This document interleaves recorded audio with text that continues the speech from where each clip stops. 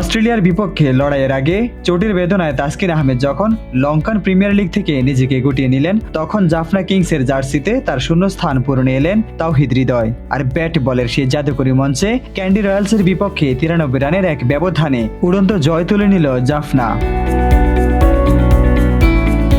কামিল মিশারা ও আভিস্কা ফার্নান্দোর ব্যাটে ভর করে ওপেনিং জুটিতে 12 ওভারের মাঝে 129 রানের শক্ত ভিত গড়ে তোলে জাফনা। এরপর আভিস্কা বিদায় নিলে তিনি ক্রিজে নামেন হৃদয়। শুরুর দিকে কিছুটা সময় নিলেও শাহিন আফ্রিদির বলে অনবদ্য এক বাউন্ডারি হাঁকিয়ে খোলস ছেড়ে বেরিয়ে আসেন এই তরুণ। নুয়ান থুসারার করা ইনিংসের শেষ ওভারে ঝড় তোলেন হৃদয়। প্রথম বলে 4 হাঁকানোর পর শেষ বলে কাউ কর্নার দিয়ে হাঁকান এক দৃষ্টিনন্দন ছক্কা। আর তাতেই ক্যান্ডি রয়্যালসের সামনে 200 রানের পাহাড় সম লক্ষ্য দাঁড় করায় জাফনা। সেই বিশাল লক্ষ্য তাড়ায় নামা ক্যান্ডির ব্যাটারদের ত্রাসের রাজত্ব কায়েম করলেন সাকিব আল হাসান। মিতব্যয়ী বোলিংয়ের জাদুতে একে একে সব পথ আটকে দিলেন এই বিশ্বসেরা অলরাউন্ডার।